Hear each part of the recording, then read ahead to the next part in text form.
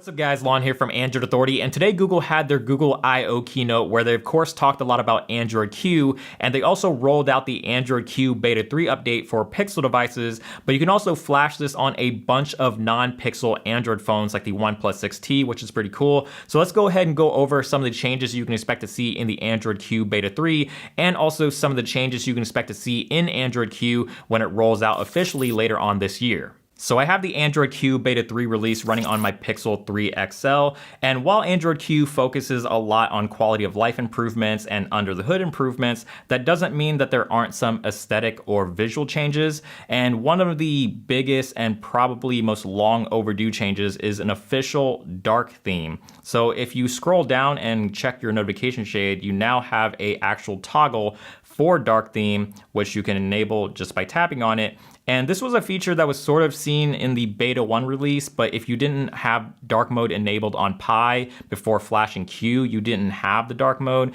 And if you wanted it, you had to enable it through ADB, and it was sort of a janky experience. But now you actually have the official dark mode on Beta 3 with a toggle to turn it on and off, which is really nice. And as you can see, it does give you a true black, at least in your notification shade and also in your settings menu, and your notifications themselves will also be blacked out as well. But not everything is 100% true black, so you don't get battery saving properties across the board if you have an AMOLED screen. So if you take a look at your app drawer, for example, it's sort of it has an opacity effect to it. And the same thing applies with the Google feed. So the background is transparent, and then your Google cards are actually more of a dark shade of gray. So you don't actually get any battery saving properties from that.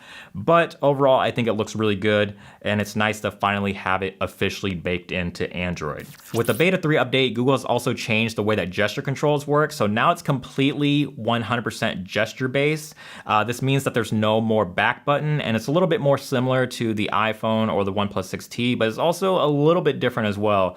So if you swipe up from the pill down at the bottom there, it does take you home, and if you swipe up and hold, this will take you into your recent applications.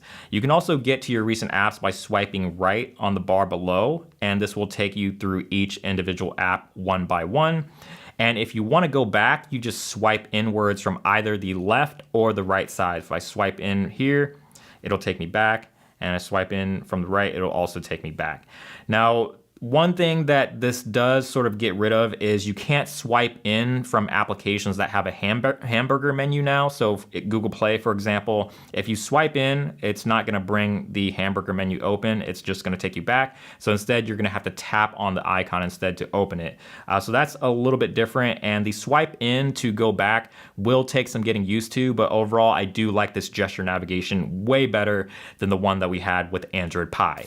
Google's also focusing a lot on privacy and security with Android Q, and with the Android Q Beta 3 update, there is now a dedicated privacy section in the settings menu that pretty much puts privacy front and center, and it makes things a lot easier to find, like your app permissions, for example, which has now been renamed to Permissions Manager, is now only a couple of taps away, whereas in Android Pie, it was a little bit more buried.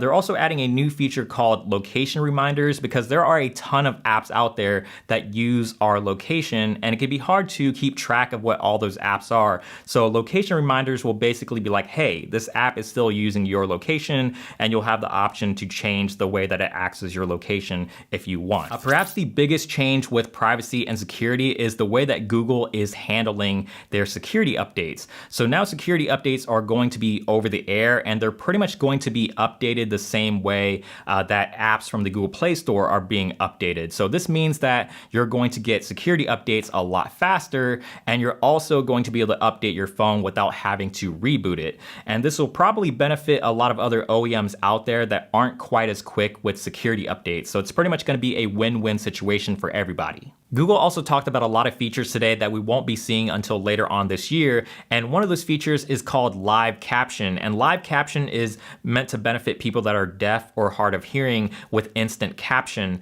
and it's going to work across pretty much any application that produces audio. So whether that's a video app like YouTube, an audio application like Podcasts, or even video chat apps like Google Duo, and it's processed completely locally so third parties can't listen in on it, and you can also use it when you're offline. Another feature that you can expect to see with Android Q is something called Focus Mode, and this is another digital well-being feature that's meant to separate you more from your phone and allow you to do other things. So you can disable any apps of your choice to prevent you from getting distracted and allow you to focus on other stuff.